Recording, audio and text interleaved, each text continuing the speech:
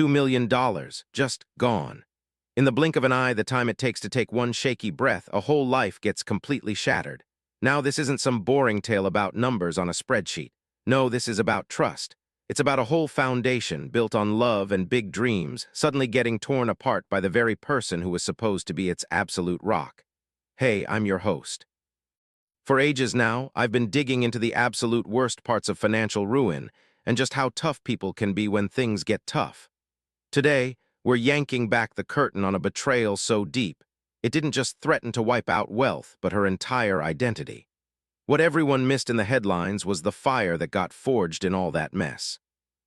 Over the next 18 minutes, you're gonna see the sky-high moments of success, then that sickening drop into pure deceit, and finally, this incredible, bold fight to get back not just millions, but her dignity. You'll see how this whole perfect illusion just imploded, leaving one woman with nothing but the rubble and this burning question. How in the world do you even start to rebuild when everything you thought was real turned out to be a big fat lie? Just a heads up, some names and details in this documentary. Yeah, we've changed M to keep folks' privacy safe, which is pretty standard when you're digging into stories like this. It all kicked off, like so many fairy tales do, with a wedding. All that white lace, tears during the vows, and that intoxicating feeling of forever. She was this rising star in the super competitive world of real estate development, co-founder of a company that was really taking off. Her future looked like a bright, shiny horizon.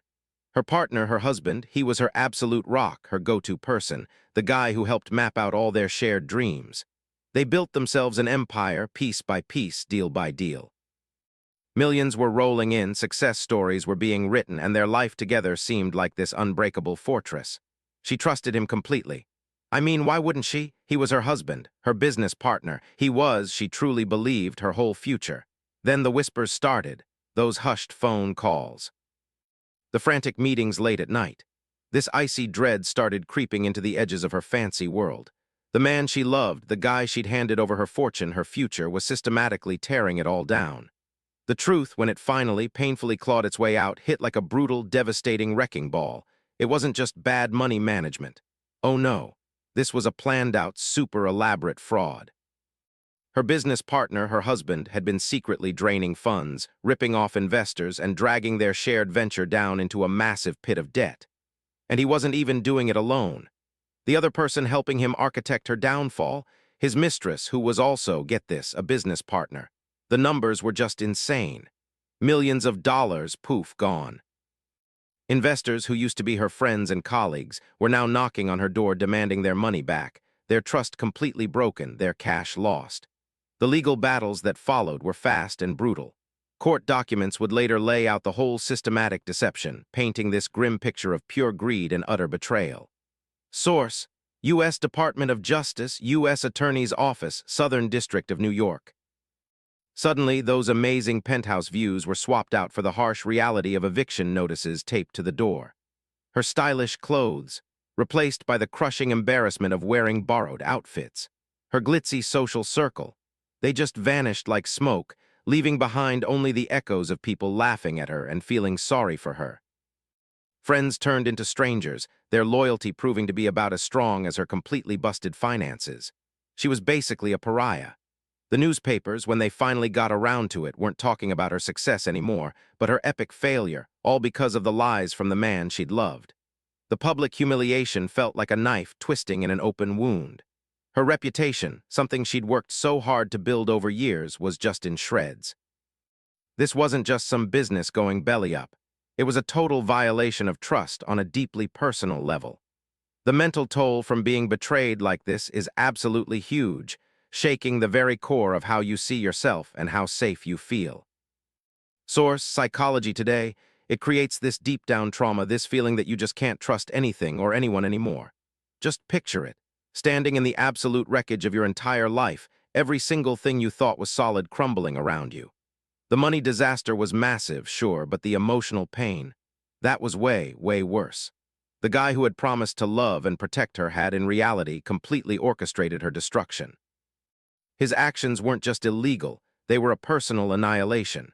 Reports from places like the FBI show how these incredibly complex scams can leave victims not only broke but emotionally shattered, often feeling totally alone and ashamed. Source: FBI. The sheer nerve of the deception was almost impossible to believe. It was a betrayal on so many levels. As a wife, as a business partner, and as someone who had invested her money. The SEC's investigations constantly uncover these intricate schemes where people exploit trust just to get what they want, often targeting folks who had no idea what was coming. Source: U.S. Securities and Exchange Commission. This case, though, had this extra, really intimate layer of treachery. She lost everything. The house, all her savings, the whole business she'd poured her heart and soul into. The future she'd so carefully planned out, it just evaporated into thin air. She was left with debt, disgrace, and this giant, gaping hole where her trust used to be. It was a low point so deep, so absolute, it felt like the very end. The world was watching, or maybe they just weren't watching at all, assuming her story was over. But in the middle of all that devastation, in the suffocating quiet of her broken-down life, something started to spark. A tiny, defiant little flame in the overwhelming darkness. This thought, so radical, so completely unexpected, this is not the end. Coming back from a betrayal that devastating, it's not a quick jog, it's a grueling, incredibly tough marathon. Experts who study resilience and bouncing back always say that first, you have to admit just how deep the wound really is. It's the first painful step, but admitting it is also the very first step toward actually healing. Source: The Guardian. It was a chance, however unwelcome it was, to look at the mess and ask, okay, what now? The question just hung there, heavy in the air. Could she possibly drag herself up from these ashes? Could she rebuild her life, her fortune, a sense of who she was after being so completely, so utterly betrayed? The answer she was about to find out wasn't in rehashing the past, but in building a whole new future, armed with those incredibly bitter lessons she'd learned. This is the story of how she looked straight into the abyss of her own destruction and decided to climb out. This is the story of a $2 million betrayal and the unbelievable fight to rebuild and ultimately win. Okay, so the dust had finally settled, right? But man, the wreckage was just immense.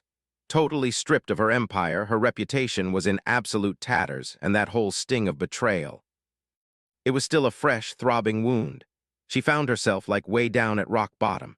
This wasn't just some financial nosedive. Nope, this was an existential collapse. All the comfort she'd ever known just vanished into thin air, replaced by this stark, cold reality of needing to start all over. And not just from scratch, either, she was starting from negative. Seriously, she was living on borrowed time and, even worse, borrowed space. The sheer humiliation of having to accept charity, of feeling like a total burden, just gnawed at her day in and day out. Every single meal, every night spent under someone else's roof. It was just a stark, brutal reminder of how far she'd fallen. The shame? It felt like this heavy, suffocating cloak. She ended up taking any kind of work she could find, jobs that paid next to nothing and offered zero dignity, a million miles away from those swanky executive suites she used to command. This was like the absolute lowest point, but also, a necessary crucible that somehow forged this new resolve in her. But get this, within all that crushing despair, this tiny seed of defiance started to sprout. That initial, raw impulse to just seek revenge, to lash out at everyone who'd wronged her, that was a super powerful current pulling her. Yet something deeper, a kind of hard-won wisdom from a whole lot of introspection, started to bubble up. She realized that getting all hung up on vengeance would just keep her chained to the past, a complete prisoner of her own pain. The real way forward, she figured, wasn't about payback, it was about transcendence. So this new mantra started to form, become unassailable, and find genuine happiness. And this wasn't about proving them wrong, nope. It was about proving herself right. Right that she could not only survive this mess but actually thrive, totally on her own terms. This shift in focus, it was absolutely critical. It moved her from being just a victim of circumstance to becoming the actual architect of her own destiny. The goal wasn't to get back what she'd lost anymore. It was to build something even more robust, something that couldn't be so easily shattered again. The whole reconstruction phase kicked off with this incredibly rigorous re-education. The world had moved on, and she needed to catch up like yesterday. Online courses became her new university, and late nights? Those were her study hall. She absolutely devoured knowledge in fields that promised growth and resilience, especially tech and consulting. These weren't just about picking up new skills, though. It was about understanding these emerging landscapes and spotting opportunities where her super-sharp intellect and strategic mind could totally flourish again. Networking, which she'd used as a tool for power before, now became this absolute lifeline for rebuilding trust and finding allies. She approached people differently, not with demands, but with this quiet sincerity, sharing her journey and her vision for what was next. And you know what? A lot of folks, seeing her genuine commitment and her still sharp insights, offered up support, mentorship, and some seriously crucial connections. It was a slow, tough grind, earning back credibility one conversation at a time. Running parallel to this professional rebirth was this profound internal journey she was on. The psychological hit from such a deep betrayal, you really can't overstate it. Understanding how trust violations actually work, the massive disruption they cause. That was the crucial first step toward healing. She actually sought professional help, diving into therapy to process all the trauma and rebuild her sense of self-worth. Meditation became this daily practice, like a sanctuary for her mind amidst all the chaos. And it was in these quiet moments that she really started to untangle the threads of her identity, separating who she was from what had happened to her. She started questioning her values, reevaluating what truly mattered, and began to define success not by outside validation or how much money she had, but by inner peace and authentic connection. This redefinition, that was her armor. Now, the path forward wasn't exactly a straight line by any means. There were definitely setbacks, moments of doubt that really threatened to pull her right back into that abyss. But then, the small victories started to pile up, like little sparks igniting a bigger fire. That first successful freelance project, a modest win but still significant. Landing that very first client who actually saw her potential, not just her past mistakes. Each accomplishment, no matter how small it seemed, was this super powerful affirmation. She started paying off her debts, one by one. That first significant bill she cleared wasn't just some financial transaction. It was a tangible symbol of her regaining control. The first deposit into a new, totally clean bank account, built entirely from her own hard work, felt like a total reclaiming of her agency. These were the moments that really fueled her, reinforcing the belief that her new foundation was solid, built on pure resilience and self-awareness. This whole thing wasn't just about climbing out of debt. It was about a total, holistic transformation. She was shedding that old self, the one that had been so incredibly vulnerable to deception, and emerging way stronger, much wiser, and way more self-possessed. The outward changes, her renewed focus, her sharp business instincts, they were really just reflections of this profound internal metamorphosis. She was no longer the victim of some massive $2 million betrayal. She was the architect of her own, completely unshakable triumph. Honestly, the old stuff she went through. It wasn't like a dead end, more like a furnace. Out of all that betrayal mess, she started cooking up something totally new, something that was hers. This time around, the whole thing was gonna be built solid, on being upfront and honest, not some shaky illusion.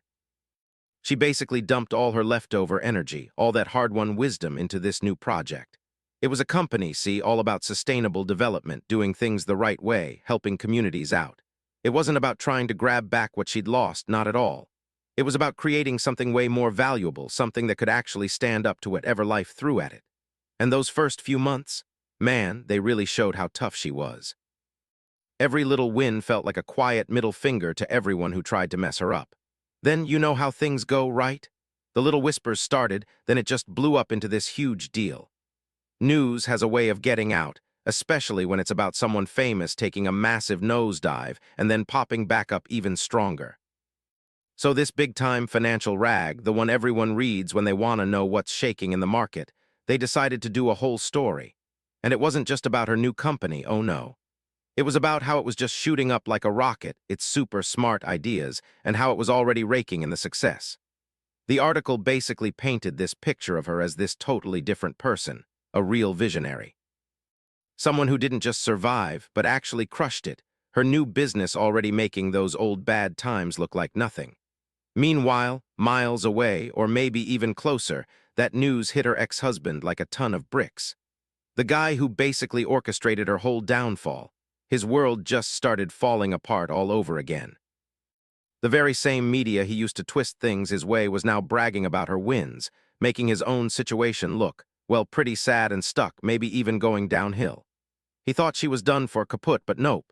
She was just redone. All that shame from what he did, which he'd hidden behind a fake smile of success, now it just felt totally out in the open, like an empty echo against everything awesome she was actually doing. And that old buddy, the one who totally ripped her off by taking advantage of her trust. Her own life, which she'd built up so carefully, suddenly felt super shaky. That media attention she was always chasing to make a quick buck. Now it was shining a light on how she was in on it all and how she totally failed. You could just feel the jealousy, couldn't you? It was like this super bitter pill to swallow, watching her grace the front pages, looking totally amazing, her reputation spotless, her future just gleaming. They really, really underestimated how strong she was deep down, that power that just grows when things get rough. Looking at herself in the fancy glass of her new office building, there wasn't any hate there. That sharp pain from being betrayed, which used to feel like this massive open wound, had basically healed up ages ago, leaving behind this quiet strength. The real win wasn't seeing them crash and burn, not at all. It was finding her own deep sense of peace.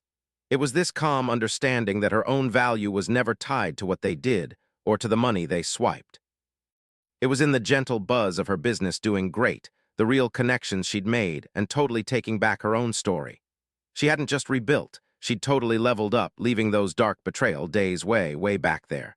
This wasn't about getting even, it was about breaking free.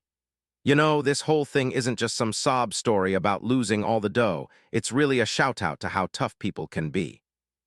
Aside, what kicked off as a total gut punch, a serious backstabbing that drained millions, source, DOJ press release, ended up being the weirdest push for her to really, truly grow. She figured out that what you're really worth ain't about the cash in your bank account, but about bouncing back and knowing your own value. Source, Psychology Today. Man, when someone really screws you over like that, the wounds go deep, but guess what? They can totally be your blueprint for starting over. Source, The Guardian. Her whole deal really hammers home this super important point. The real win isn't about hoarding stuff, 'cause that can vanish overnight, nope. It's all about finding your purpose, having real connections with people, and absolutely 100% believing in yourself. She found out that the best get back wasn't about bringing down the snakes who did her dirty. Nah, it was way more about building her own happy place, like this unshakable castle of inner calm and feeling good, totally out of reach for them and their petty drama. Source, Psychology Today. This whole process of rebuilding from the inside, of taking back her own story. That's where the actual power is, folks. Life throws punches, and yeah, it can be rough. But sometimes those hits can build muscles you never even knew you had. It can be that unwelcome contractor, you know, building the best version of you. So think about it, your own tough times.